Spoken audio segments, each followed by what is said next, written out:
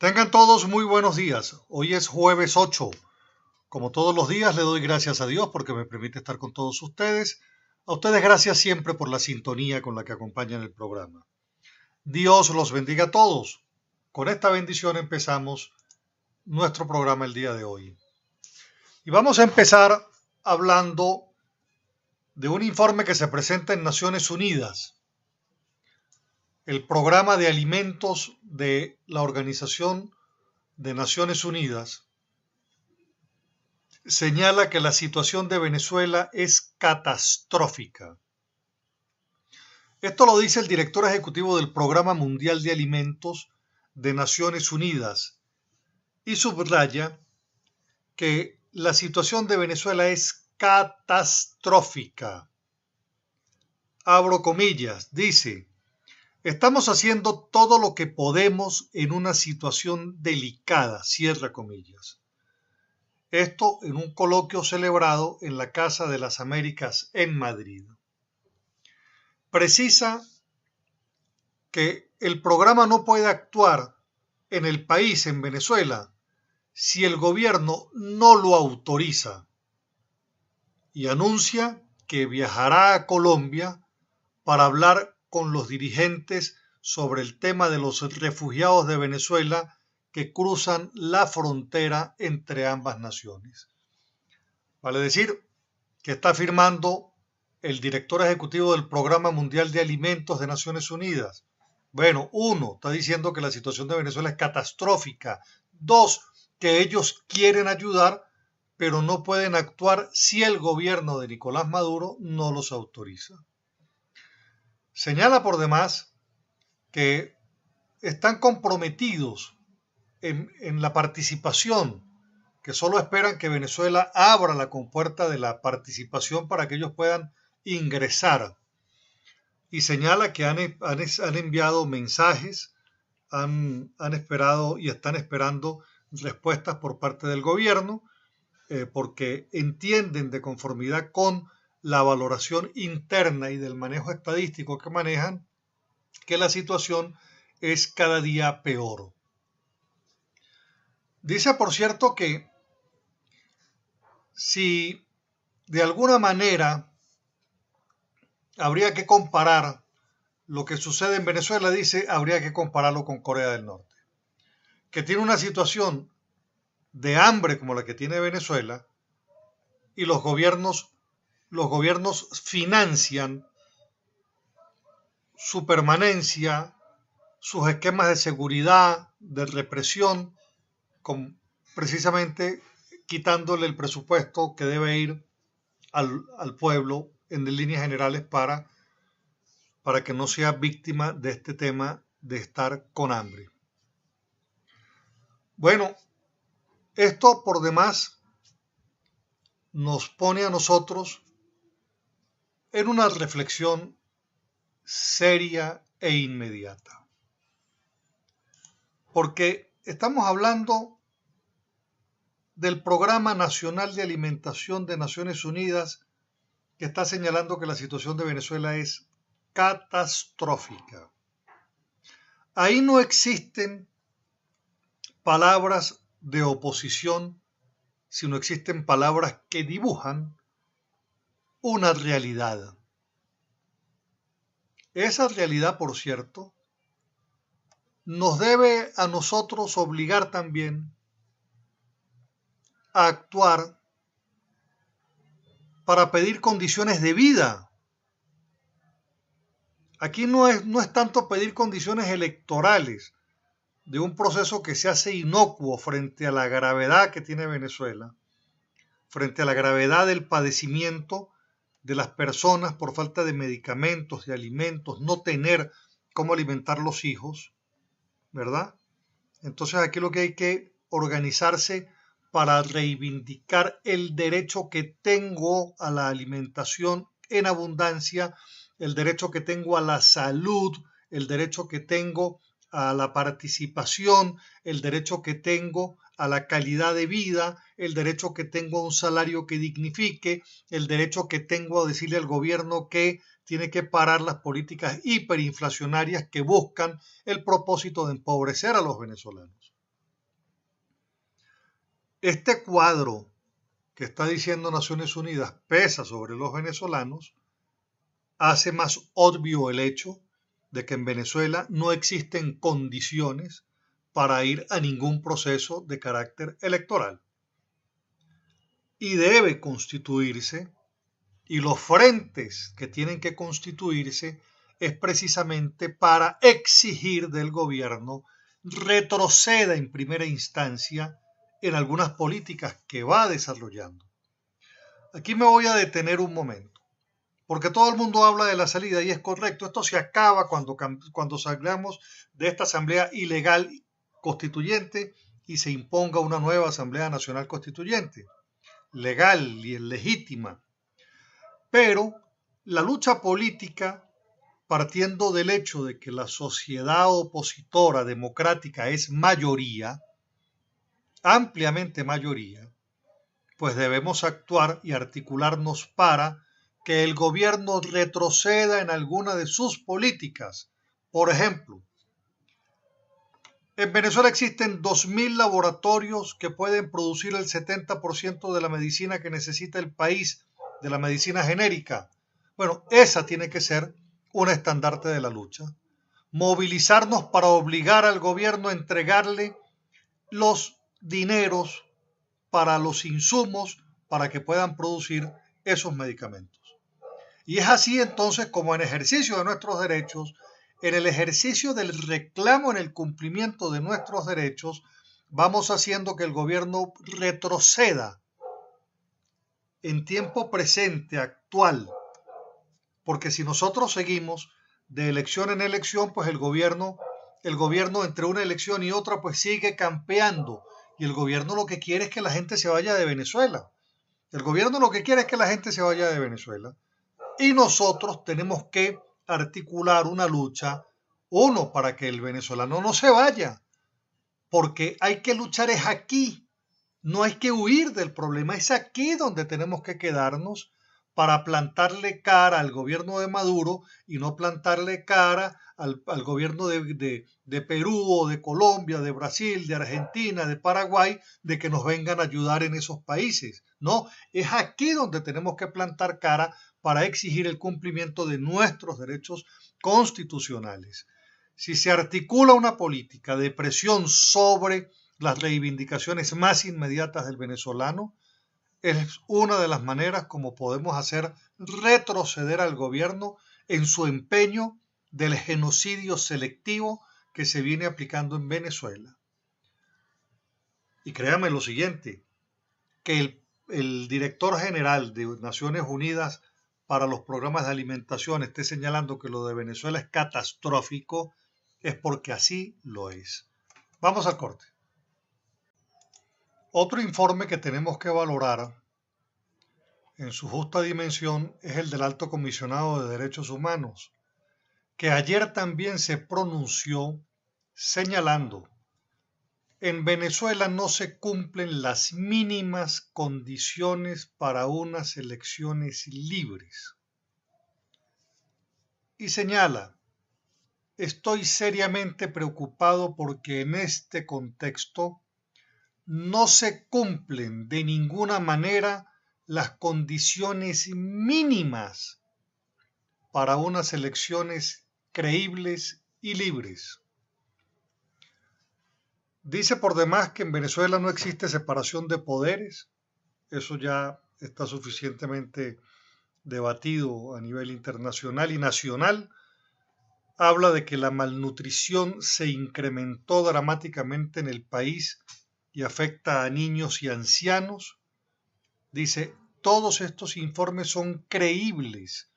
Indica que los programas de asistencia gubernamental, condicionado por la conducta política de su agremiación, tampoco están funcionando.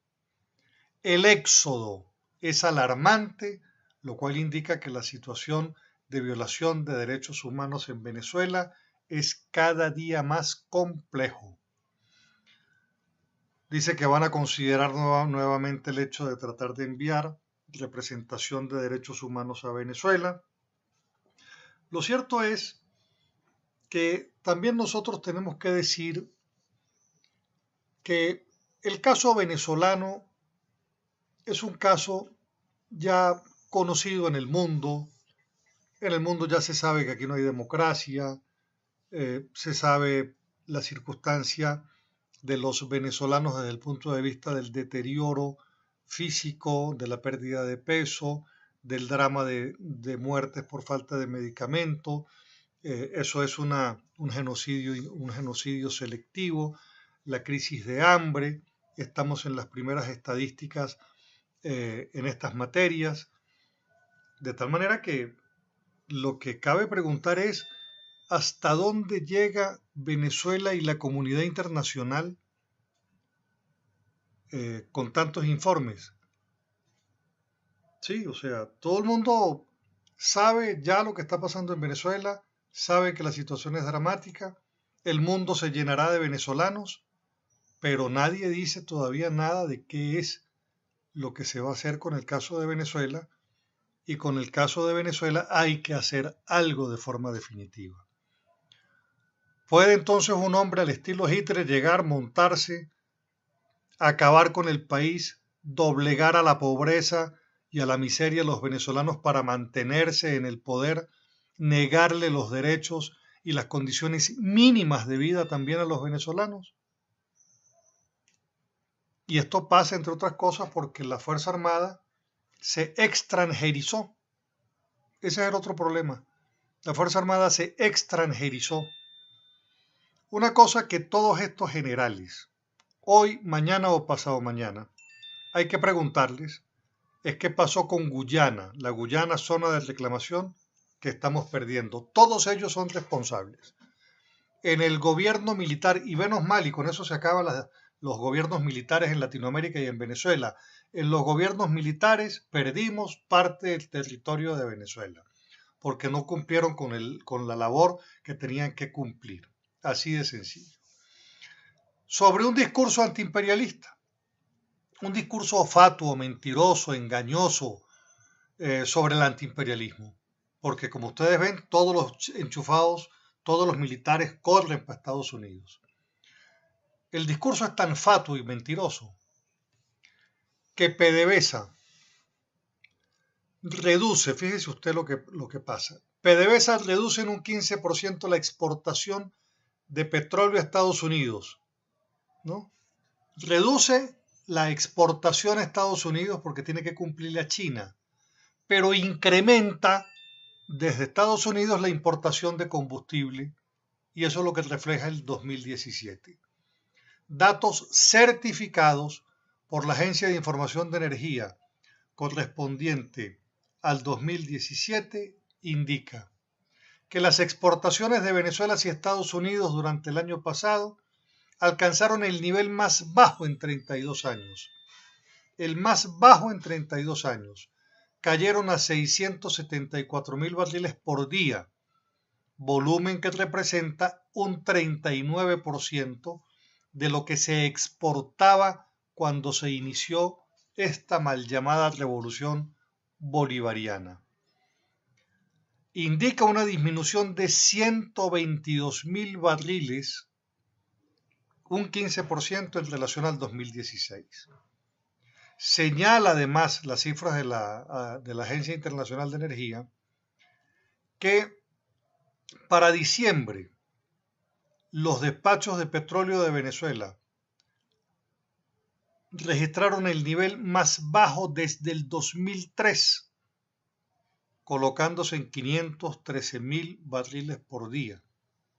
Eso le va diciendo a usted cuál es el cuadro agónico que tiene Venezuela, a donde nos trajeron estos revolucionarios de pacotilla por seguir pensamientos necrofílicos del marxismo. Ahora fíjese bien, 2.3 millones de litros de gasolina diarios trae PDVSA de Estados Unidos. 2.3 millones de litros de gasolina diarios. La misma Agencia Internacional de Energía está señalando esto. Vale decir, la importación de gasolina por parte de Petróleos de Venezuela desde Estados Unidos alcanza entonces un equivalente a 2.384.809 millones en esa importación. Importación de combustible, importación de lo que tiene que ver con químicos, aditivos, diluyentes, aparte del tema de la gasolina. ¿Dónde está el otro problema? El otro problema es que nosotros no, el gobierno, trae gasolina importada de Estados Unidos, la paga a precio internacional, en Venezuela la vende subsidiada y alimenta el negocio de los enchufados que con gasolina subsidiada envían a Colombia. Entonces, en la práctica, los que controlan el negocio de la gasolina de contrabando se están haciendo pero mil millonarios en ese proceso. 1.000 millonarios en ese proceso. Venezuela, en quiebra, en bancarrota, compra gasolina a precio internacional para que buena parte de los enchufados la vendan en Colombia a precio por debajo de costo, que es lo que debería costar en Venezuela, bueno, por debajo de costo. Entonces, una revolución que habla del imperio, pero hacen todo con el imperio. Y para los venezolanos, la pobreza, la miseria, el comunismo. Vamos al corte.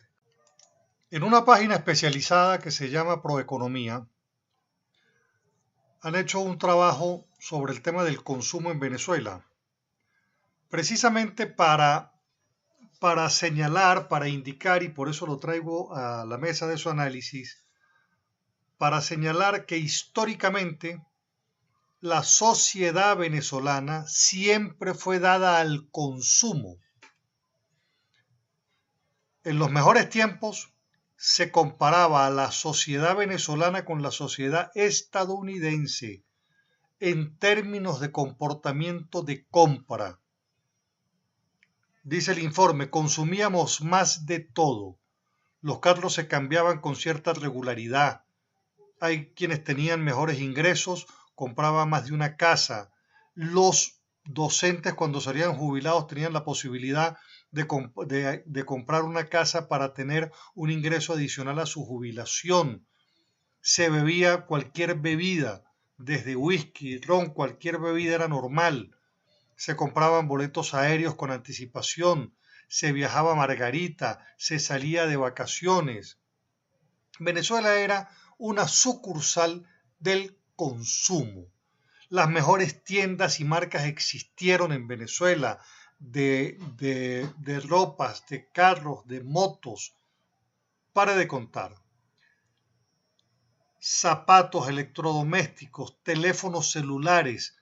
En teléfonos celulares, Venezuela fue de los pioneros en el consumo y cambios de marcas, de modelos todos los años. ¿Por qué? Porque existía ascenso social. Eso fue una constante en la familia venezolana.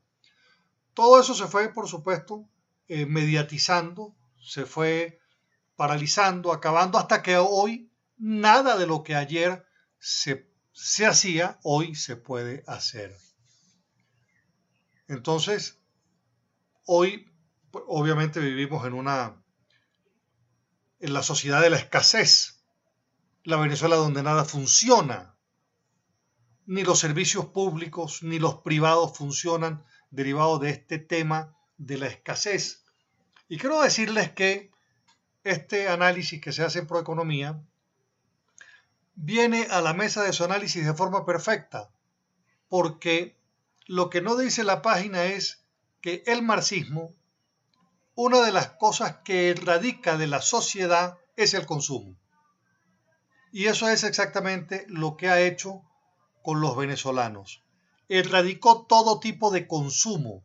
Usted ya no consume ni siquiera libros, usted no consume porque no compra libros, no compra CD, no compra películas, ya no ni siquiera para alquilar películas.